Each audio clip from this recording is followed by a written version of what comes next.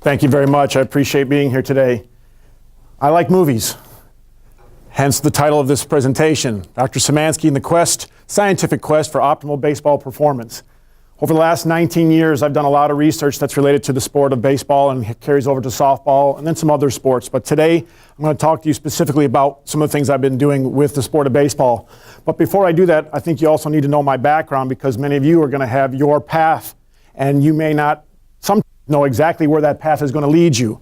So when I first was in college, I was at Texas Lutheran University, which is in Seguin, Texas. And so if you are from the state of Texas, you know that that's not very far from here. And actually, my father-in-law is here today to support me. They drove up just today because we told them yesterday, hey, we're going to be here. They said, yep, we'll drive there and come and see y'all. So my first degree is in fine art, drawing and painting. My father was a percussionist. My mother's a sculptor. And so that is one of my paintings up there. That's my self-portrait. The watch is called a Szymanski. I was born on Wednesday, December 28th, 1966. And then the zodiac symbols of my children are there. That's the exact time that I was born. And when I painted it, I was about 42 years old or so. So that's something that I enjoyed very much, and it's still part of my life. But I played baseball at Texas Lutheran for Ray Cott. And Ray Cott absolutely said no strength training. Why? Because in 1954, when he played for the New York Giants, World Series champion Giants, with Willie Mays, baseball was going to be a bad thing if you did resistance training, because you were going to get muscle bound. You're going to be prohibited from actually being flexible enough to throw or hit. We all believe that's still the case, correct? Absolutely not. It's quite the opposite these days. I started working at an art studio downtown Chicago after I graduated because I didn't get the opportunity to play professional baseball. And so I did that for a little bit. But then I was visiting my friends at Texas Lutheran, and they said, a scout from the Chicago Cubs said, hey, would you be interested in trying out? And if those of you who've ever played sport and another opportunity to continue to play sport, you probably would say yes. And if this wasn't a professional lecture, I might say something else, because I was definitely excited about that possibility. So I went and had a tryout with the Chicago Cubs. It rained. I flew back home to Chicago. It rained, so there was no tryout camp. And back in the late 80s and 90s, you went to the professional baseball stadiums and tried out there with all the other individuals that they thought were going to be of the caliber that they might want. I also went to Arlington Stadium, the old Arlington Stadium, and it rained there, so all we did was run on the warning track, and we hit in the batting cages. But I was 22 years of age, had not played a year of college baseball, so what might you suspect were my possibilities or my opportunities to get drafted? Slim to none, and that's exactly what they were. So then I started working as an admissions counselor for the university that I graduated from, and I started helping recruiting people. When I was at phase 2, I did advertisements for Marlboro cigarettes and Virginia Slims. If you wanted to be a professional athlete and you were thinking about your body being a temple and taking care of it, would you want to be selling cancer sticks? Probably not. So I didn't enjoy that a whole lot. When I was going through those tryouts, I got involved with resistance training for the first time, because again, I had no background in it. I had a fine arts background, and all I knew was, hey, here's Arnold Schwarzenegger's Encyclopedia of Bodybuilding. I worked out 90 minutes, 2 hours, 2.5, 3 hours. All of a sudden, I started looking like a bodybuilder. And there were no cell phones back then. I didn't have a pocket camera. So I have absolutely no verification, proof of how I looked that particular year. So I can't even show my children, who are here in this presentation as well, to what I look like. But I looked like a bodybuilder. And all I did was sleep, eat, lift weights, and eat. That's what I did. So basically, though, I want to say at that time, I was like Luke Skywalker. I was kind of not sure where I was going. I wasn't sure what my path was going to be. Well, ultimately, when I went to Texas Lutheran for my second degree, I studied under Dr. Bill Squires. And some of you may know Dr. Squires. He's a Texas A&M graduate. Worked with NASA, worked at Texas Lutheran for the majority of his life. And so at that time, I got my undergraduate degree in Kines. Then I got started working with Coach Bill Miller, who's now the athletic director there, and worked with him for 4 years doing baseball coaching. I was a weight room director. I first got involved in the NSCA as a CSCS, and that's where kind of this pathway started. And then I went to Texas State in San Marcos, Texas, and at that time it wasn't called Texas State, it was Southwest Texas State University. I studied with Dr. Tinker Murray, and then I got my master's degree. During that time in a research methods class, like maybe some of you have been taking or will be taking, I started reading some research about overweighted and underweighted implement training, which was by Dr. Coop Durin. He's a professor at the University of Hawaii, been there his entire life. His son, he trained him and went up to AAA with the Atlanta Braves. But ultimately, this is where I really got my beginning, my start for the quest of baseball excellence. I was a 5'10", 170-pound baseball player at the time. Now I'm not. I've been working out for 25 plus years and I'm about 200 pounds. Well, I didn't have the physique, I didn't have the strength or power that I have possibly now, that I had then. And so ultimately I was like, how can I help other players possibly get better? How can I implement the evidence-based data, the science with baseball? If you like baseball, if you pay attention to baseball, baseball is still, in general, archaic, meaning it still is not progressing the way some other sports programs are. There's not an NFL combine for the major leagues. They're not doing things with GPS units, at least some of them aren't these days, but they're finally getting it, like some of the soccer programs and rugby programs are today. Well, when I started looking at this overweighted, underweighted stuff, and I was working with baseball players at Texas Lutheran, could I help them increase their bat speed? Could I help them increase their throwing velocity? And if so, then maybe that would help them, it would help the team, and then we might win some more games. In 1996, I thought about, Dr. Squire said, hey, you need to go get your PhD. And when I was making $18,000 a year and no benefits as an assistant coach, I said, yeah, that might not be a bad idea. Well, I went to Auburn University, studied under Dr. David Pasco, who's an expert in thermography. But one of the things he told me was that if you teach me about baseball, I'll make sure you learn as much as you can about physiology and then how you might apply it. At that time, I was also a graduate assistant for the baseball program. So I worked with former coach Hal Baird, Tim Hudson, who won a World Series, David Ross, who's won 2 World Series.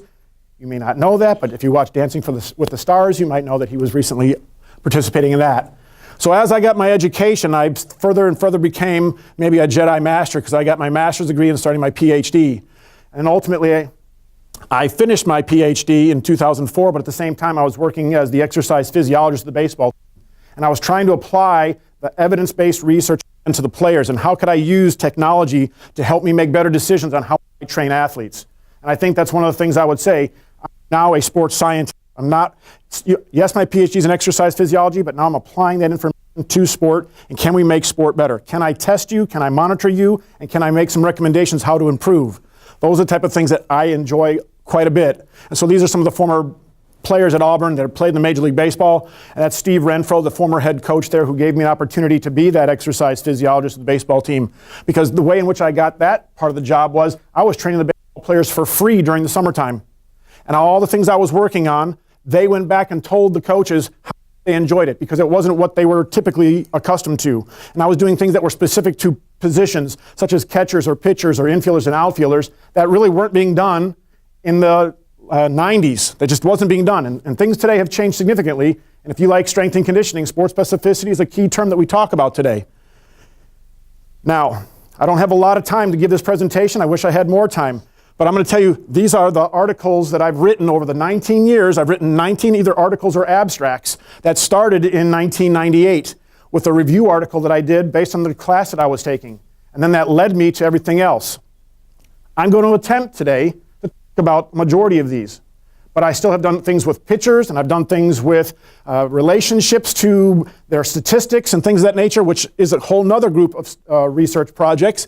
And so that number goes from 19 to 42. 42 research projects in the last 19 years. I'm really proud of that. But I couldn't have done that without the graduate students, having relationships with somebody like Dr. Greenwood, because I'm going to mention some of the research that we've collaborated on, and ultimately where that has led us today. So, as I sometimes like to say to students, buckle up, because here we go, all right? I wrote that review article in 1998. And I looked at the current literature that was out there, and there wasn't a lot. So it was relatively easy to write a review article when there probably wasn't more than a dozen.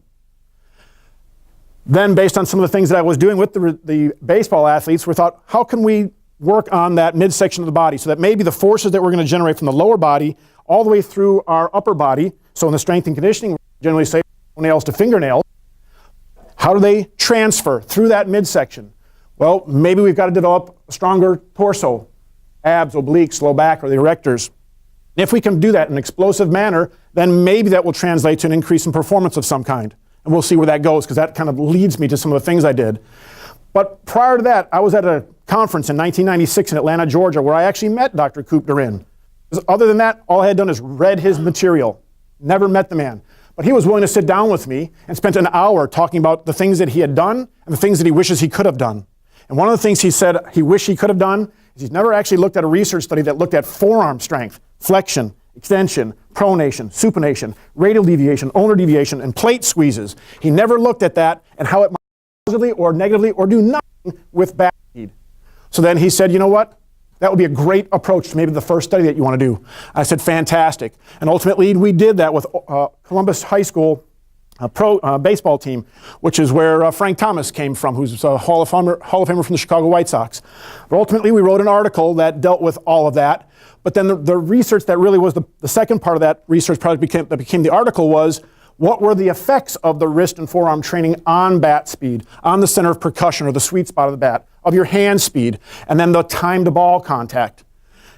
I worked with Dr. Nels Madsen, who's a mechanical engineer. So if you're in this field, don't be afraid about reaching out to others for collaboration, because collaborative ability allows more brains to come together so that maybe the idea become more fine-tuned. But at the exercise phys area, we didn't have a motion capture system. He had a motion capture system. He actually has a company that's in the movie industry. And actually the movie that was Polar Express, King Kong, his company did all those things. Well, the motion capture system, there were 4 cameras that we'll see one of them here in the background here. There was only 4 cameras. If you know motion capture systems today, they probably are 8, 10, 12 camera motion capture systems. And now you don't even have to be in a dark room anymore. You don't need to have reflective markers anymore, because I brought one of the original bats. Here's one of the original bats with reflective markers, 1, 2, 3, 4. And then we put them on my shoulders, here, and then on my torso, and then on my hips, so that we could ultimately try to model the body. And then when we got the athletes in, we had to put all those markers on them, and then have the bat that they used, and then go through the swings. Well, we had around 55 high school baseball players. They all took 10 swings, pre and post. If you're doing your dissertation, are you going to let somebody else work with your data? Probably not. Because what if they don't do something accurate with your data and mess something up? So then I had to spend a whole semester digitizing by hand. I want to repeat, by hand. It took me a whole semester to do that. But man, was it worth it, because I learned how to do something that wasn't only something that I wanted, but something that was kind of outside of my field. Because I'm not a biomechanist by academic background. But if you're going to be involved with sport, you certainly need to know things about it, because if you're going to be coaching athletes, you must know about mechanics. If you're going to talk to the sport coach, you need to know about mechanics. If you're going to talk to the athlete, you must know about mechanics. And if you ask my 2 boys here, one is 14, one is 12, how often do I record you guys swinging? Every swing they take, they are recorded. Now, I don't know, is that just normal? Other daddies do that? The answer is hell no, they don't do that. But what do we look at? Your swing mechanics, and where are your hands, and where is your front foot, and things of that nature. Folks, on your cell phone, do you have my cell phone? Good thing you brought your family. Yep, it's a good thing I brought my family. On your cell phone now, you have free applications, free. $200,000 equipment. Free app, upload it and upgrade it to $4.90. Holy cow, let me break the piggy bank. Well, with that system now, I can videotape them.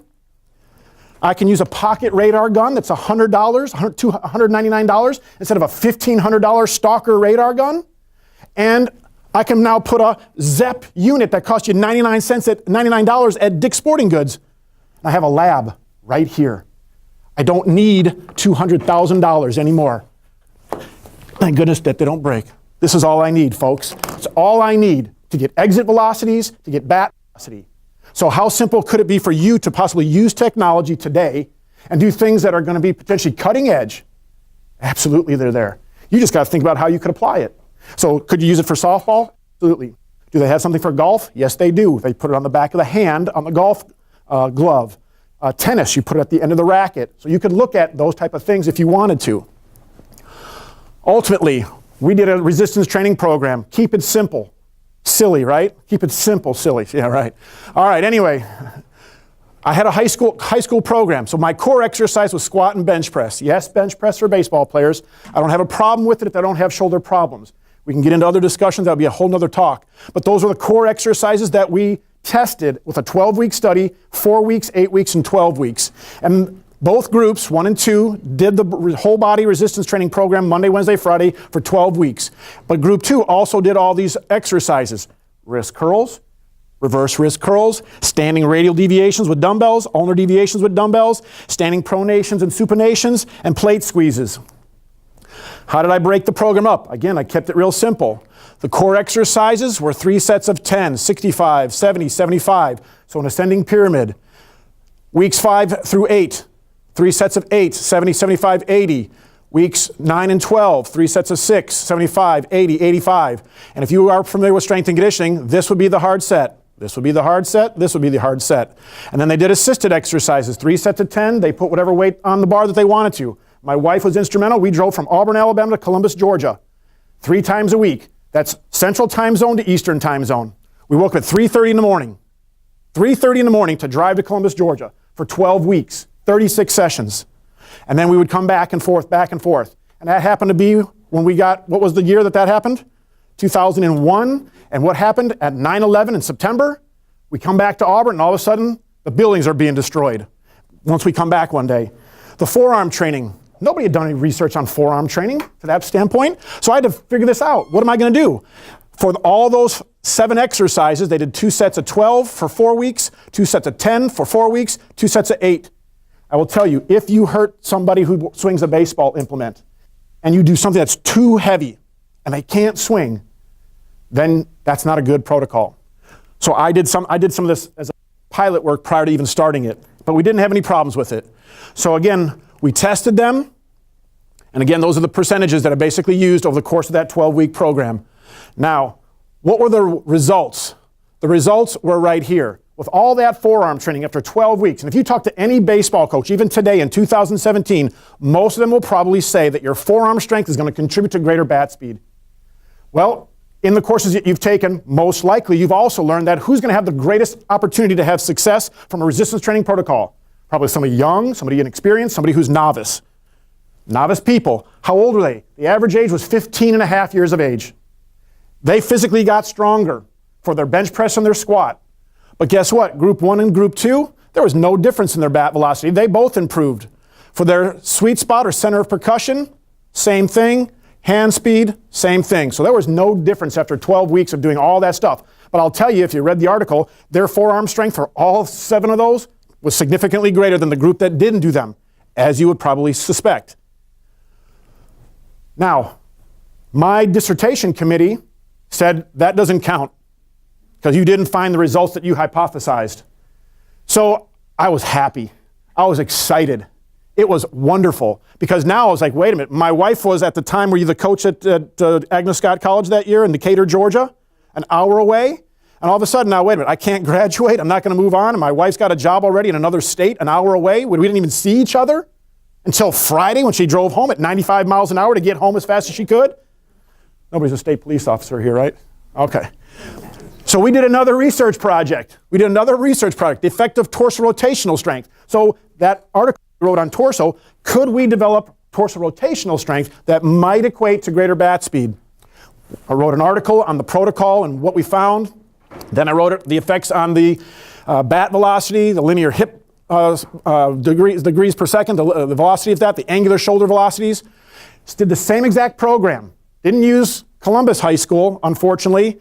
Didn't use Columbus High School because they dropped out the week before my dissertation study was going to begin. Because they were going to do another research study with a doctor from the Houston clinic. So now what do you do for subjects if your subjects are going to be 55 or 60 baseball players that have some skill? You pray, thank some people, you ask some people. So both Auburn and Opelika high school teams volunteered to be in the study. Now, if you haven't done any training studies before, I told you I drove from Auburn to Columbus, Georgia, 3 times a week, 6 sessions, time zone. Now I was working with 2 baseball teams. So on Monday, Wednesday, Friday, I trained Auburn baseball players. And on Tuesday, Thursday, Sunday, I trained Opelika baseball players. And was married, and was a full-time strength coach, and was doing my work at the school. So if you want to get your research done, then get it done. Walk the walk and talk the talk. Do that stuff. Make that commitment to your education. All right. Now, same exact protocol, except this time we did medicine ball work. Some rotational stuff on Monday and Friday, and then we did whole body medicine ball exercises on Wednesday because we did no squat or RDLs on that day. And the reason why, if you read the article, there's some research that demonstrates if you lift 3 days a week, 3 days a week, or 4 days a week for squatting, 2 days was just as good statistically as 3 or 4. So that's why I chose that, and that's why the program stayed that way. The protocol was exactly the same. They did the same assisted work. This time, though, these coaches all wanted them to swing, so they took 10 sets of 10 swings. And then the group 2 did their medicine ball work. 2 sets of 6 at a 5-kilogram ball, 2 sets of 8 at a 4-kilogram ball, 2 sets of 10 at a 3-kilogram ball. Same exact protocol. So we should be expecting similar results. But here's what I found this time. The control group, group 1, bat velocity did increase, just like the other group did. Just like the other group did. But the group that did the medicine ball improved even more. Angular hip velocity and shoulder velocities also improved more for group 2. That was nice. It was good. And it took 2 years. 2 years to do those two research projects, because any baseball coach is not going to let you use their baseball players as subjects during the season. They're only going to let you do something in the off season because they don't want you to disturb the process of the in-season. And again, if I wasn't in a situation that was professionally, I might have used another word to describe what coaches tell you in the real world. Now, after that study, I was working with baseball, but ultimately in 2004, we got fired. So I wasn't working at Auburn anymore. Moved to Tulsa, Oklahoma. Met a guy named Dave Owens. Dave Owens is a former Olympic athlete in the bobsled team. Came up with an invention, the hand speed trainer. Neoprene sleeves where you insert lead weights inside the forearms. Anyway, from 4 ounces to 8 ounces to 12 ounces, all the way up to, I think, 36 or so. And he said, you know what, you've done some research on forearms. Can you do some research on our product? I said, absolutely, I'll be happy to do that. So the protocol that we used, I'll get to this. We took dry swings, but I'm going to get to that. So we used a 2-to-1 ratio of overweighted to normal swings. 2-to-1 ratio. And again, if you look at research, you will see that a 2-to-1 ratio of overweighted, underweighted implements or to standard implement is the way to go. And so the protocol that we did is every 2 weeks it changed from 4 ounces to 8 to 12 to 16 to 20 to 24 over the course of 12 weeks. Never been done before, didn't know if it was going to work, didn't have any time to do a pilot study. So now, what did we end up seeing? Because that company, and if you can go online, this product will increase your grip strength. Control group, treatment group. Well, what happened? Well, they did a resistance training program, just like the previous studies did. And forearm strength improved for the group that did no additional forearm exercises. So guess what? They both significantly increased, but it's probably due to the resistance training protocol. So we had dominant and non-dominant percent changes. Now, here's this data here is also something that I didn't show in the previous ones, but basically that keep it simple resistance training protocol that lasted 12 weeks, ultimately the athletes had about a 28 to 26% increase in their parallel squat strength over the course of 12 weeks. For their bench press strength, around 20%. Very similar to the 2 previous studies I did. I just didn't share that information with you because there's a lot of information here. Ultimately, what happened with this particular study with the hand speed trainers? Well, here's percent change. Bat velocity for group 1 and group 2. The control group, 4.2%. The treatment group with the hand speed trainers, 6%. It wasn't statistically different. But you see, our numbers are different. So I can tell you, I have been asked now at least 4 times, will I make a public statement that says that the hand grip strength device was better than swinging with just your normal bat? I said, absolutely not. I cannot say that because statistically it did not. Yeah, but percentage-wise it's better. Well, I'm sorry. Statistically there was no difference. So I can't say that from a research perspective. Batted ball velocity, basically the same improvement. This is the equipment I used with this one, a Set Pro unit. You can't even buy it, but it has a sensor A and a sensor B. We put reflective tape on the end of the bat, and when you swing the bat past the device, it records miles per hour or meters per second. And that's what I've used because at Louisiana Tech, where I was doing this research, we didn't have a motion capture system, so I couldn't put reflective markers on the bat and do the research. I had to find some other way to do that. And for the longest time, there really hasn't been any equipment until the ZEP unit, and now there's one called Major League Baseball Blast unit, and they're now in competition because they're an gyroscope and an accelerometer that's in the bat. Well, Dave Owen said, well, we don't like the results of the study. You didn't do it the right way. Come up with another protocol. Okay, so what did we do? Well, I used the same protocol that I used for the first study that we did, and then I said, okay, how would you like the study to be done? Well, what would be your protocol that you would like? And he said, well, double it. Of course, double it, because more is always better, right? So 8 ounces, 16, 24, 32 ounces. Again, we had, in this study though, we had college males and female, because I didn't have a baseball team at the time to do this particular study. What did I find from a control group? Group 2 that did the study we did previously, and Group 3, the one that they wanted. Here's the percent change. So they statistically improved, but no better than any other. And for their bat velocity, for whatever reason, I don't know why this group really didn't, but they had similar increases in bat speed, or excuse me, batted ball velocity. What about, again, that grip strength stuff they said? It's going to help you with your grip strength. No, it doesn't. Again, if you're wearing something here on your forearm, how is that really helping with anything that would be related to your flexors and extensors or any pronators or supinators? It just really doesn't. But it's there, so it must work. Theoretically, it must work. I'm sorry now, I've done 2 research studies with your product and I haven't found anything. What do you want me to say, right? Medicine balls. I went back to the medicine ball training because as I did medicine ball training, I thought I could do a different protocol where it could be progressively increased and then lowered. So we go from light to heavy and from heavy to light. And so the medicine ball program went from 2, 4, 6, 8, 10-pound medicine balls back down to 8, 6, 4. And we did 1 set of 10 of 5 medicine ball exercises, or 2 sets of 10, 5 medicine ball exercises, 3 days a week for 8 weeks. We did standing, twisting wall throws, seated twists, speed rotations, medicine ball hitter's throw, medicine ball side toss. Ultimately, what do we find out? Didn't do anything. Didn't do anything at all. Wait a minute. You did a research project with high school baseball players and it did. Well, these people weren't resistance training and these people weren't high school baseball players and they weren't skilled at swinging a bat. So there could be some issues with that. But what else? Why else might there not be a significant increase? Because this 3% increase from your medicine ball training program with your athletes was statistically significant. Well, if you have statistics classes, maybe it might be because of the high standard deviations, because they weren't a homogeneous group of individuals. They were different because they didn't have the skills. So we had a wide variance. That statistically might have been a reason. I don't know. Now, what about a medicine ball hitter's throw? Throw this medicine ball through that device that you saw in my original study with one of my proposed dissertations, and we saw improvements in that. And then the medicine ball side toss with a radar gun, how fast did you throw that ball against the wall? Well, again, we had improvements, but statistically, this 13.2% wasn't statistically different than that 5.9%. So again, the program, we had some positive results, but one was not better than the other, this group of individuals. After doing all of that, I read more research because other scientists around the country, around the world, have been doing some other bat velocity things. Japan in particular has been very interested in doing things because it's their national pastime. And so with Dr. Durin and then Dr. Frank Spaniel, who's at Texas A&M Corpus Christi, we wrote a review article that was primarily based off of my dissertation review of literature.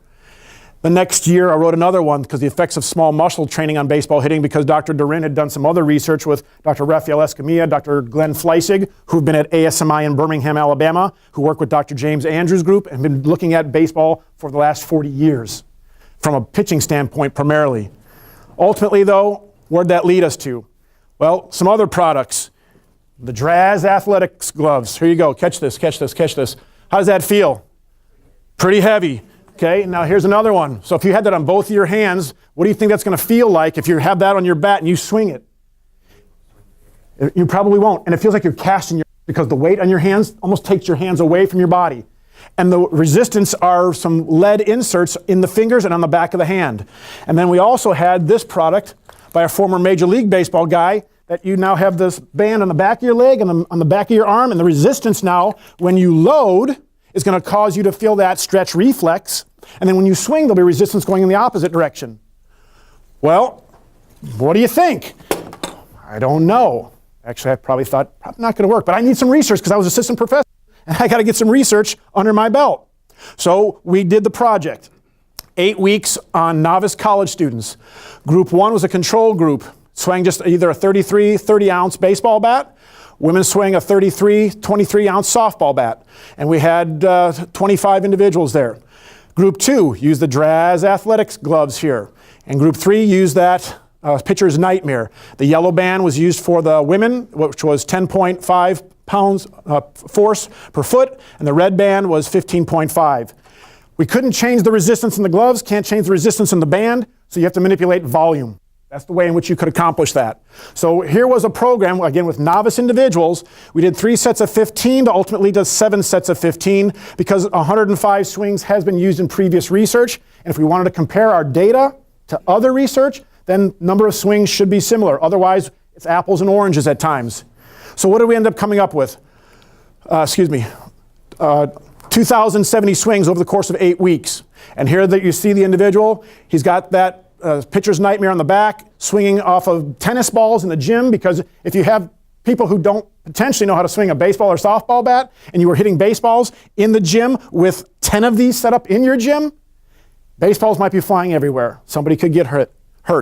So we use tennis balls, because all you got to do is hit the ball. That's what was the thing that was most important. Now, what did we end up seeing from groups 1, 2, and 3, control, Draz, or pitcher's nightmare? We saw with the control group, like other studies, if you just swing a bat and you haven't been swinging a bat, you might increase your bat speed. And in fact, they did. The group 3 with the pitcher's nightmare did. But here's those gloves. Those gloves didn't find anything. And I can tell you then, with the survey that we did after the study, that's what the students were talking about. The weight felt so different, so it wasn't balanced. It felt like my hands were casting, the weights were taking my hands away. So that's what we found from that particular one. And after I'm doing some of these studies now, all of a sudden I start becoming what I consider the consumer reports of implements that are out there. Because if you go to coaches' conferences, somebody's got a booth and they're selling something. Because yes, this is definitely going to increase your bat speed or your throwing velocity or whatever. Well, a friend of mine, Perry Castellano, is the head strength coach for the Minnesota Twins.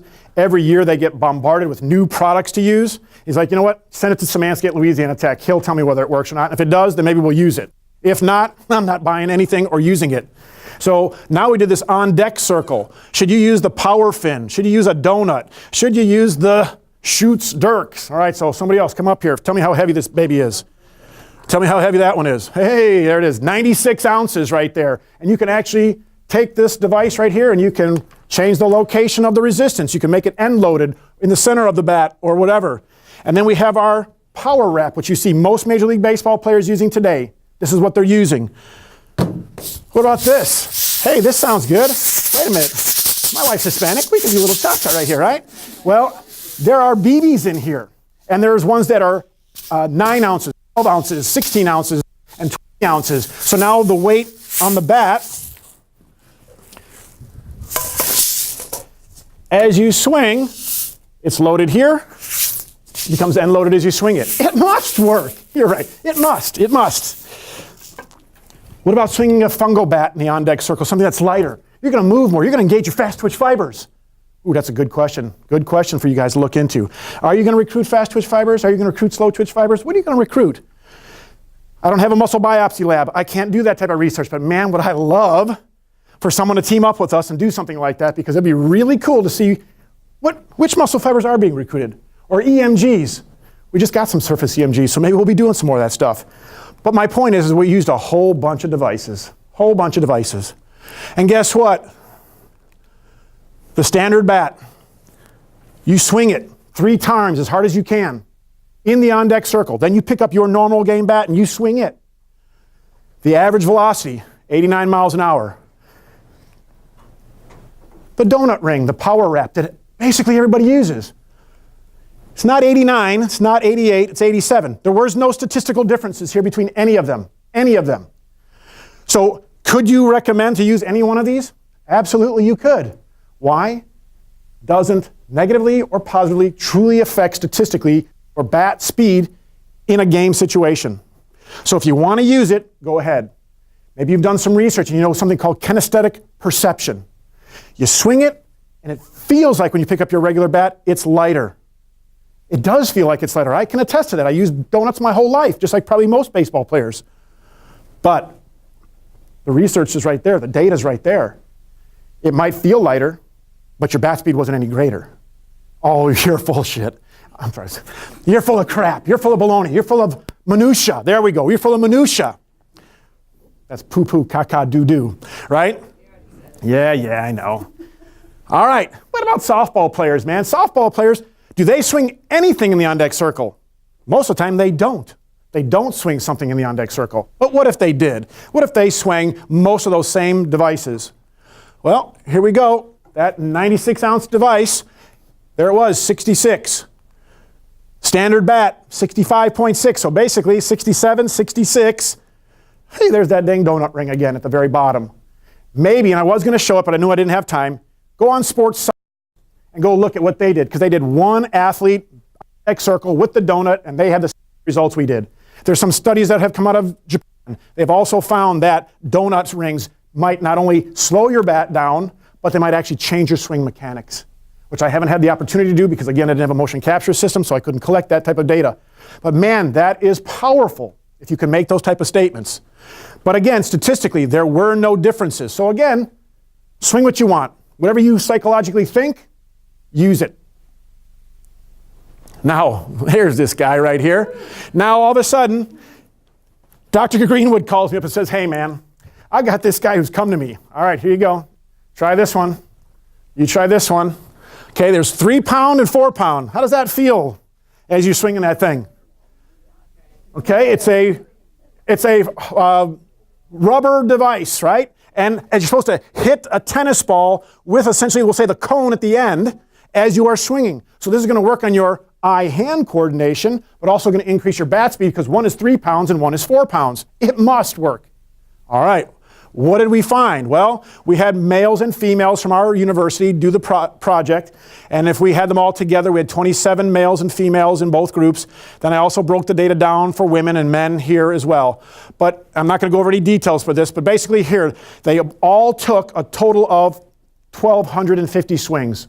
The group that did the heavier and standard implements divided it in half.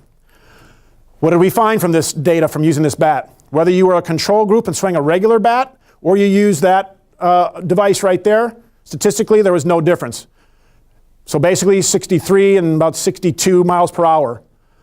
When I broke up the data, some of the women had in group 2 had some significant differences, but again, they're not experts at swinging, so we'll say maybe it is what it is. So let's use a high school team.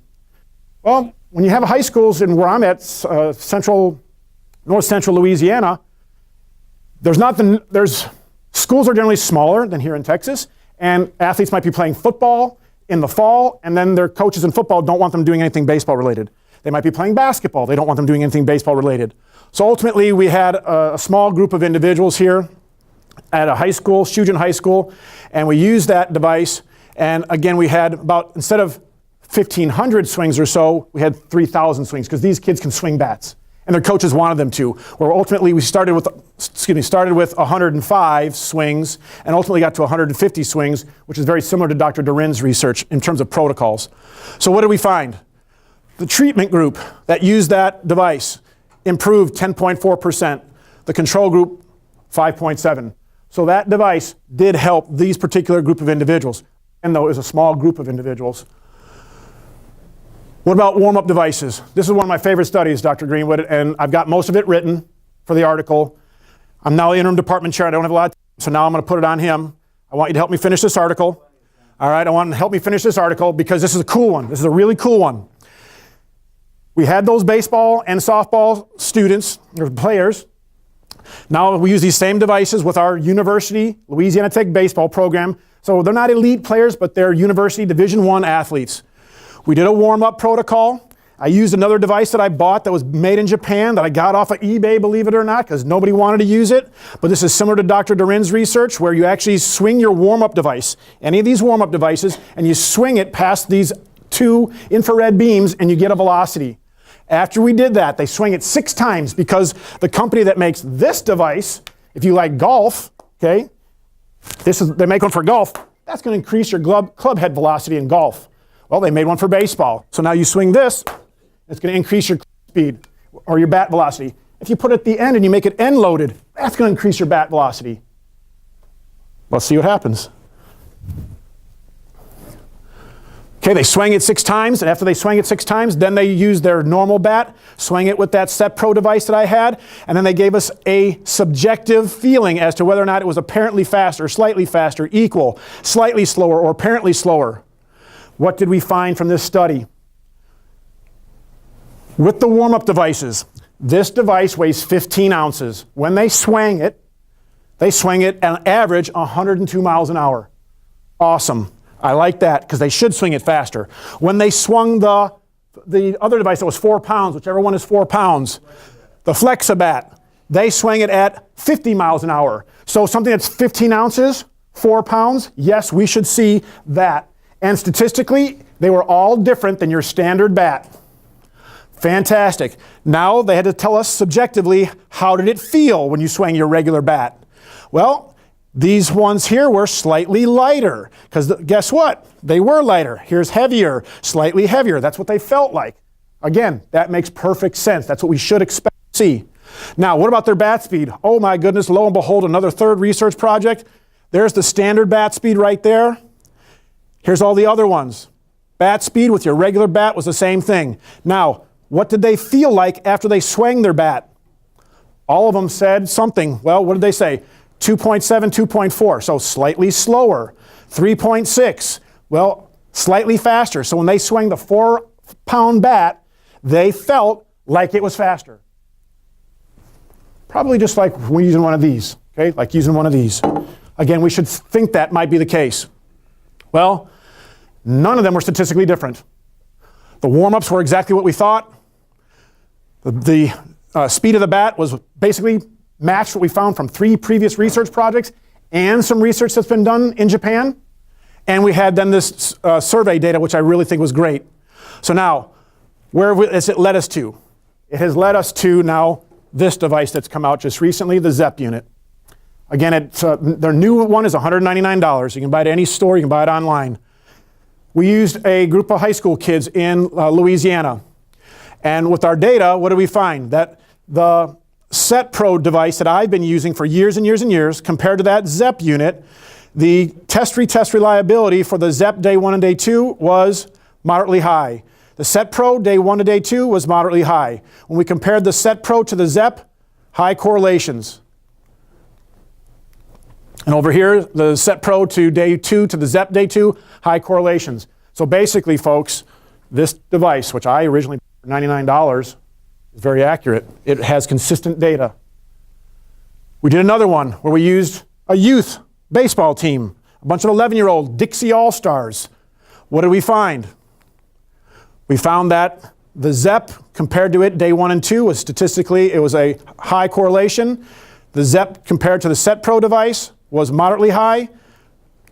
And then over here we had Set Pro day 1 and day 2 high, the Set Pro to the ZEP high. So whether we have 11-year-old kids, whether we have 15 to 18-year-old high school baseball players, I found that it's consistently given us good data.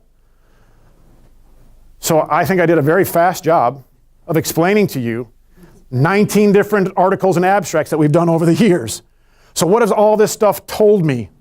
In the batter's box, swing your game bat. Why? Because other devices don't make you swing it any faster. However, perceptually, if you want to use a different bat, use a different device or bat. If players are not resistance training, then they can use the overweighted and underweighted protocols that Dr. Duran has used, which has a plus or minus 12%. So if you swing a 33-30, you can go up to 34 ounces, down to 27 ounces. If you resistance train for the high school kids 3 days a week for 8 weeks, that improves bat speed and throwing velocity. Why? Because it made kids with the average age of 15 stronger. And if you read any research by Dr. Mike Stone, strength, strength, strength, strength. You can never go wrong with more strength. Now, I will say, I think there's a point of diminishing returns because you don't have to lift the house to be a great baseball player, because we got somebody like Jose Altuve right now in the Houston Astros who's hitting 3 home runs, and he's 5'6". I don't suspect he squats 500 pounds, but maybe he does. What do I know? What about additional forearm stuff? I haven't found that it's been beneficial. So you don't necessarily need to do it. I can't tell you how many baseball players don't believe anything I say when I say that, because yes, it does, man. Yes, it does. Okay, that's your choice. Medicine ball work has been beneficial. What else? Baseball players with the greatest bat velocity and batted ball velocity do have more strength generally, do have more power, and do have more lean body mass. However, women softball players, I don't find that lean body mass. It is simply body mass. The women who have greater body mass will swing it harder than the women who don't. Because the baseball swing is sequential, rotational, and a kinetic linking movement, then you should be doing things that mimic their movement and help them correct their swing mechanics. Because you can be as strong as a house. I had a baseball player at Louisiana Tech who could squat 530 pounds raw with no suit. I had to stop him because he probably could have done more. He only hit 230. So what do you think the coach thinks? I don't care how much he can squat. I need a guy who can hit 260, 270.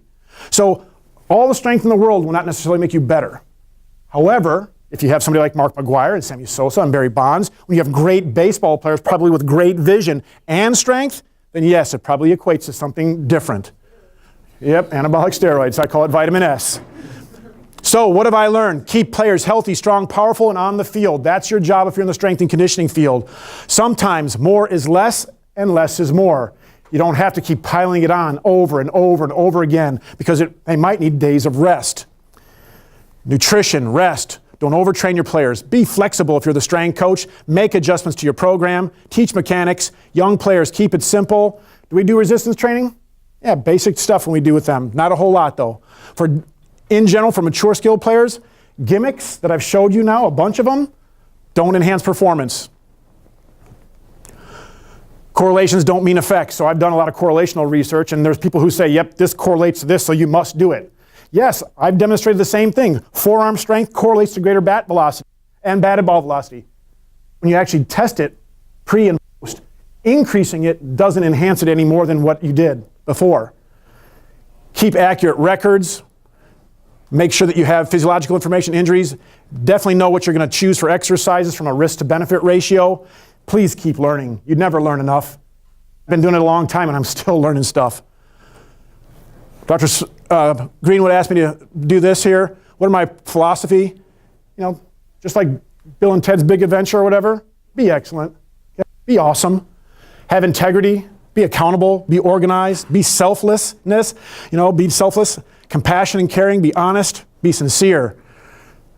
Like movies, Roy Hobbs, you want to be the best it's ever been? And you better do something to make that happen. Walk the walk, talk the talk. Take ownership of your education, your future, your life.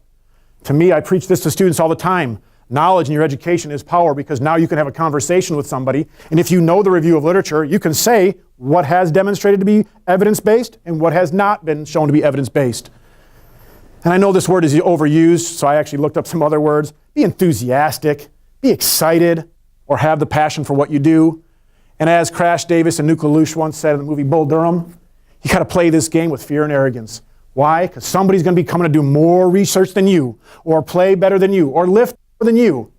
And that could be motivation, so that you better be confident in what you do, because if you're not confident in what you do, you probably aren't going to go to where you probably want to go. So ultimately, I'd like to thank you all for this presentation, the opportunity to come and talk to you about this in a very quick manner. But I also want to say I did 13 different studies on pitching and throwing, and another 10 on physiological stuff. And I'll tell you, it has been fun, absolutely fun. I tell students I never, ever wanted to be a professor in my life, ever. Never once crossed my mind when I was probably your age.